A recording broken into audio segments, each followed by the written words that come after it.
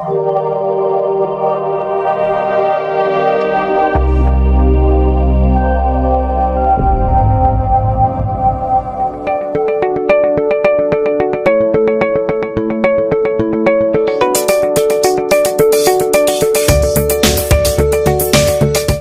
a car cannot reach its destination on its own, it needs an engine for power and a steering for guidance for it to run into the right direction and to reach the goal. Similarly, an organization needs a goal and a purpose as the power and the right values as the guiding force to succeed. Values define how to act in order to service our goals. Values hence become a framework that defines how the employees will act from an organization perspective. For example, in our organization, we have defined integrity and openness to feedback as our core values. And the collective clarity that our employees have allows us room to work with people with ease and consistently deliver high quality work through commitment, competence, and good character. Our employees have inculcated a culture of giving and receiving feedback with honesty and respect. For the personal and collaborative development, we have a workforce who's committed for excellence through these core values. A good value system builds trust and credibility amongst the stakeholders through best practices which directly impact the success of any organization and also of an individual. Hence, the values are your core strengths to lead a happy, successful, and a fulfilled life.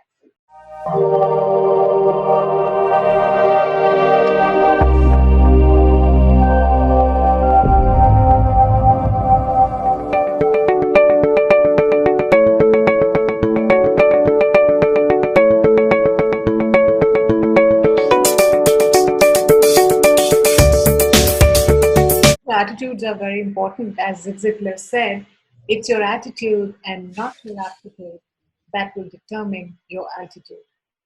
In today's world, almost all organizations run tests to evaluate the positive attitude in a candidate. And based on the results, the candidate may or may not get the job. So, what is attitude? Attitude is the way a person responds to the workplace environment, negatively or positively. So it is essential to have employees with the right attitude who can focus on the positive aspects.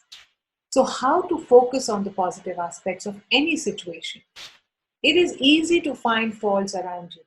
However, it takes maturity, responsibility, clarity, and optimism to find the good as the solutions are the outcome of positive thinking. In an organization, it becomes the responsibility of the leader to ensure that the employees operate from a positive mindset. The leader becomes a role model for his team, and his demeanor, his thought process, his ability to maintain grace under a crisis situation, his values, his way of communicating will all directly influence the behavior of his team. So an organization must focus on training its leaders for creating excellence through a positive behavior, positive mindset, and a positive attitude.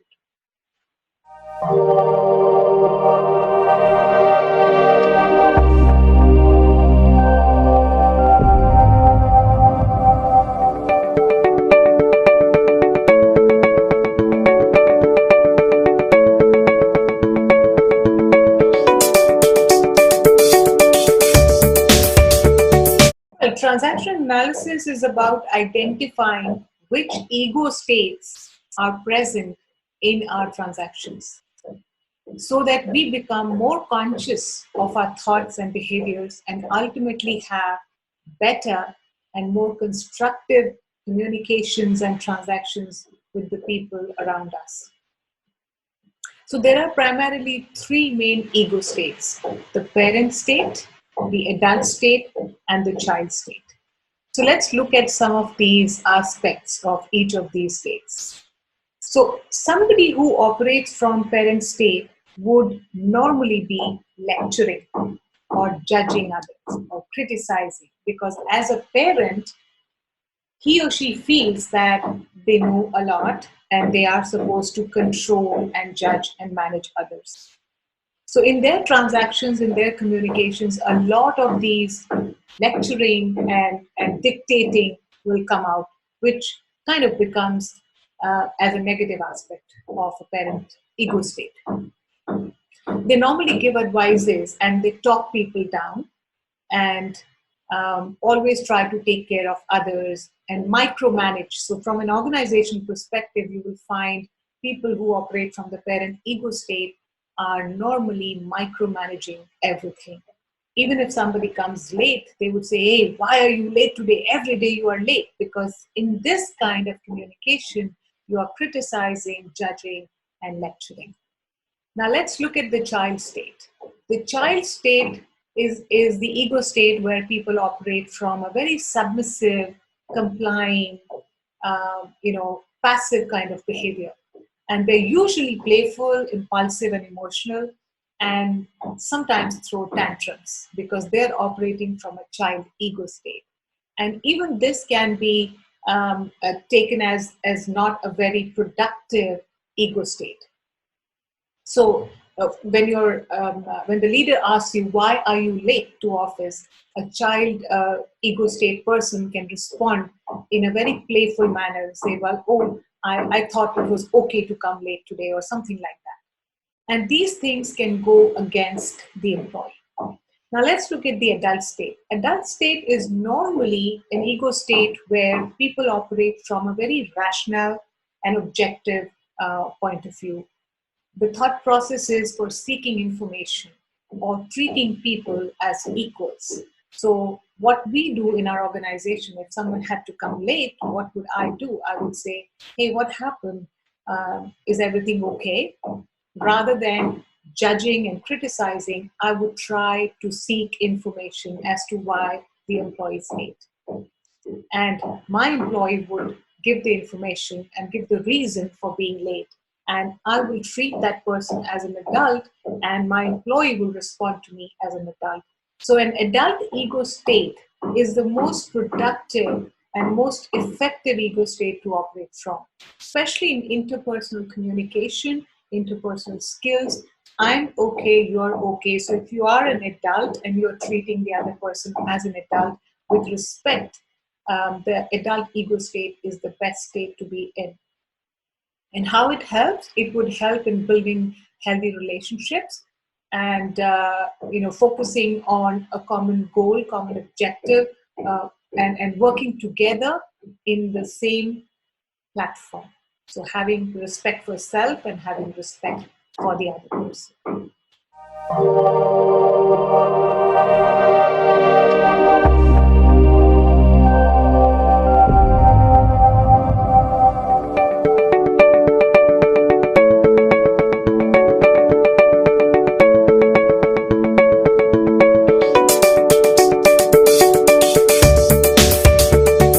There are a lot of attributes that one must inculcate in them. Some of them I would like to talk about are integrity, responsibility, professionalism, dedication, discipline, dependability, because there's a very famous quote which says, ability without dependability is a liability. So yes, if you are extremely good with your work, you should also be a dependable resource. So how it works for me personally is that integrity is the most important ethic that I follow. Along with integrity, punctuality, commitment, responsibility become extremely important for us to operate in the setup that we are in. Now, if your personal value system allows you to practice these kind of valuable work ethics, there is no reason why you will not be able to succeed in everything that you do in life. By demonstrating these kind of attributes, you are establishing a lot of trust, credibility, and likability about yourself. People know that they can trust you for things. People know that they can depend on you for work, for bigger projects, for bigger responsibilities. And people know that if you're given a task, you will complete it on time. So, punctuality, responsibility, integrity, cooperation, collaboration with other people, um, extremely important to establish who you are and how you want to be perceived by others. And these attributes will help you get to your goal in a much easier and a very comfortable manner, because these ethics and these values will drive you to do better each day and every single day.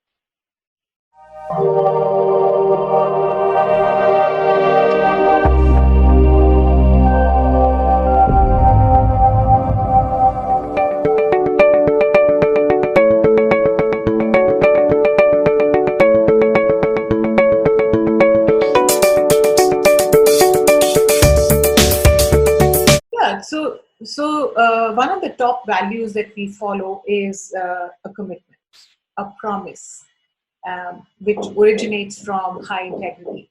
So if you say something, you will do it. And that's the principle that we operate on.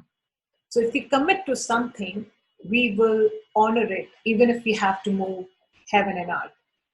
And one of my past organizations was a multinational US-based company, and the core value that was followed was the fact that even if you give a word of commitment, if you shake hand on a certain commitment, it's a commitment. It's sacrosanct. Okay, you never go back on that. And those are things that were really aligned with my personal value system, and I enjoyed my tenure there. And these are the things that, if you develop your value system, which actually work for you and take you forward in life, and align those value systems with the organizational values, then it's a great combination to have. And nothing can stop your success and your elevation within the organization by following those core values that you develop.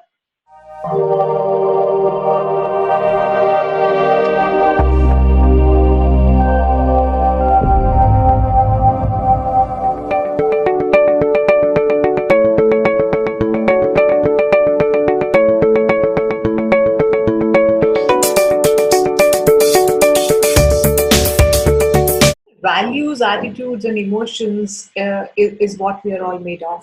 So they are extremely important to drive our success, drive our life, and create everything that we have around us.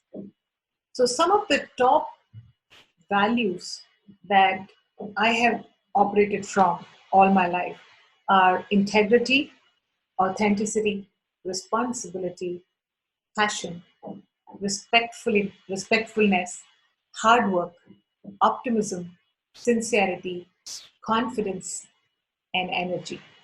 I do believe that if you do not demonstrate any one of them, some part of you would go slightly low. So if you can become a combination of all of these aspects, you will become a really strong salesperson or a really strong professional. So what do I mean by integrity and authenticity here? What I'm trying to say here is that be who you are and be true to yourself. And the same thing is projected outside to the rest of the world. It's not something that you will put on while you're with others. It is something that you become in the process of self-development and personal growth. So integrity, authenticity, and responsibility, all of these aspects, if I have to share the top three, it's integrity, authenticity, and responsibility that will make you successful. Now, in sales, if I have to give you an experience, when I used to meet my clients, there was a time I was learning how to sell, and my sales career goes back to 18 years. And I was learning the first ever job where I learned how to sell. And I was learning, and they would tell me that, the clients would come to you and you have to make a beautiful presentation. And at the end of the presentation, you have to ask the client to buy. Okay. And I followed the process. I made a beautiful presentation, and I expected the client and requested the client to make a buying decision. And that was a time when the clients would say, well, I'm not sure about it. So at that time, my responsibility came out, and I wanted to know, what is it that they haven't understood? Can I explain the same thing again so they find it easier to make a decision? So I was not in a hurry to make the sale. I was passionate about what I was doing. I was respectful to them, but I also took the responsibility of explaining that aspect again where they did not have clarity. So that's why I'm coming back to the same point, that all the 10 points that I have talked about just now are equally important to create a very successful sales career. If I told my client that I will get back to you with all the details tomorrow morning at 10 o'clock, it became my responsibility to ensure that the mail went out with all the details to them by 10 o'clock or before 10 o'clock. So that's integrity. And being hardworking is equally important. So even if you had to work 24/7, when I started my business, which was 8 years ago, I was working 24/7. I was very, very hardworking, and I am today as well. I have always been an optimist that things will work out. I have the faith in things to work out. I'm sincere towards my work. I don't cut corners. I don't follow shortcuts. If I must do something, I have to create excellence, then I have to demonstrate sincerity. I'm very confident of what I do, and my courage is an outcome of my confidence. My decision making is an outcome of my confidence. My risk-taking ability is an outcome of my confidence. And last but not the least is energy. If I do not demonstrate energy, then there is no enthusiasm, and sales is nothing but transference of feelings from me to you. So if I don't have energy, I am not going to transfer energy to you. So remember, all the 10 aspects are extremely important to create a great sales career.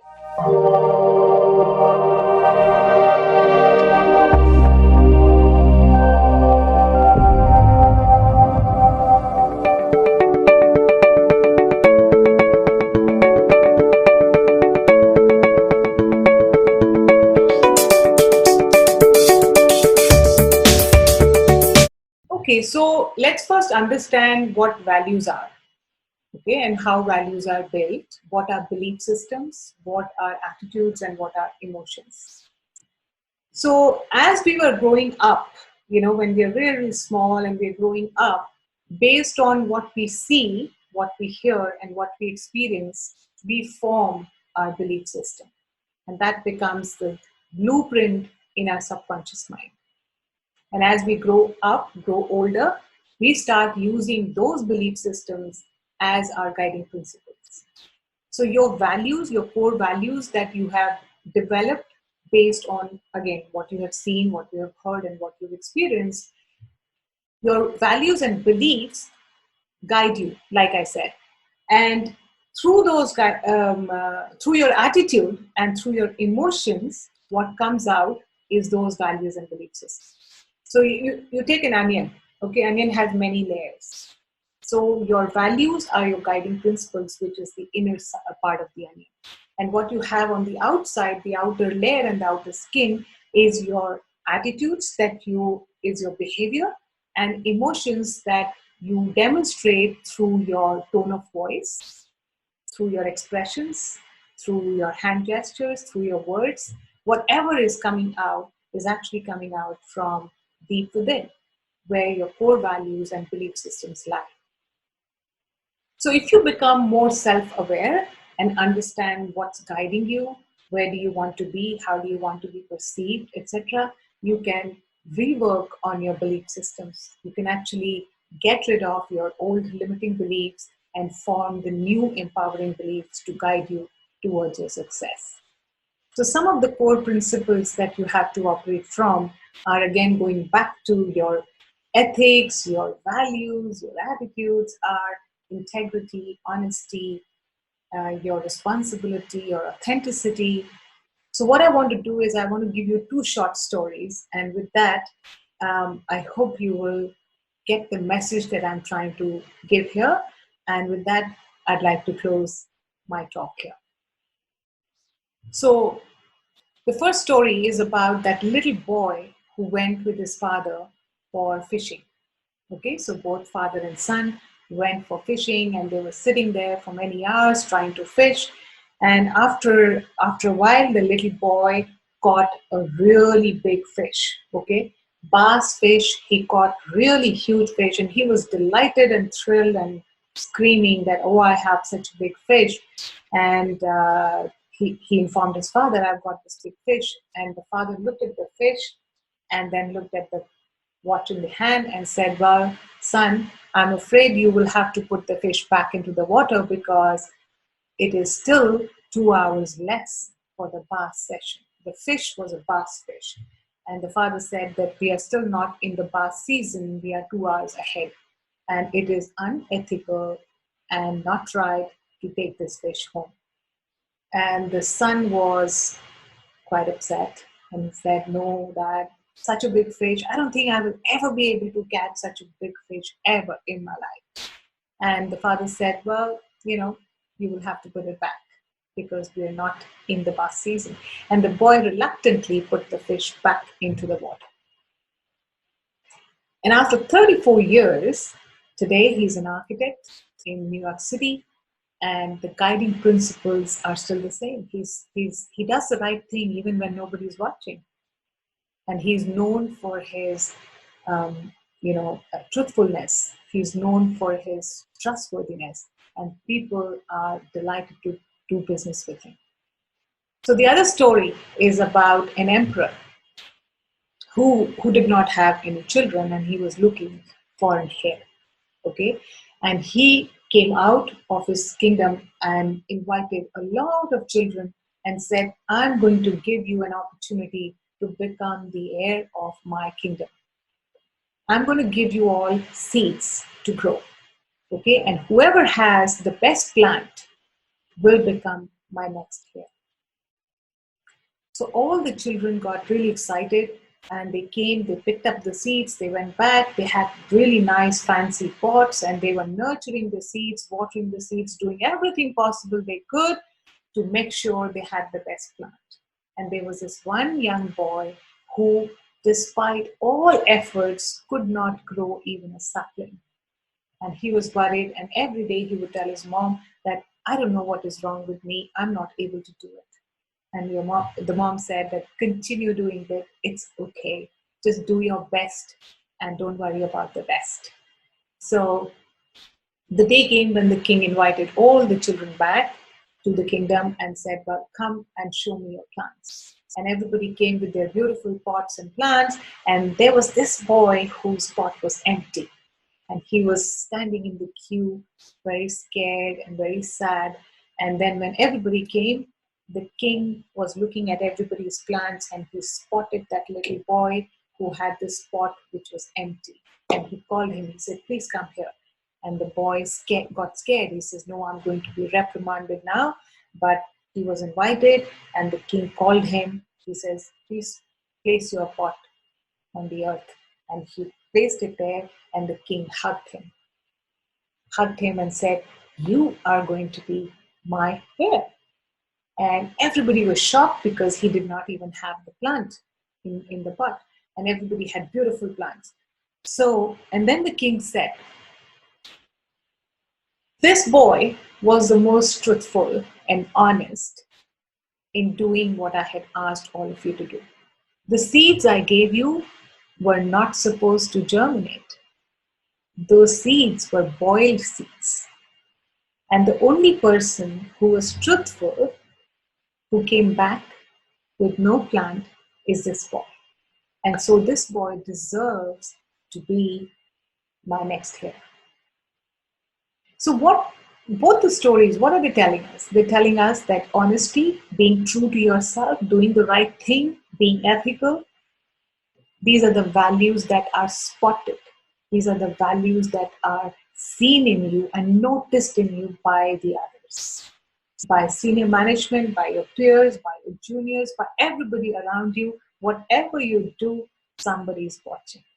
So please be ethical, please be truthful, please be authentic, please be responsible, and I wish you good luck. Thank you. My name is Samira Gupta, and I'm a coach and a consultant. If you would like to reach me, my website is www.samiragupta.com. Thanks.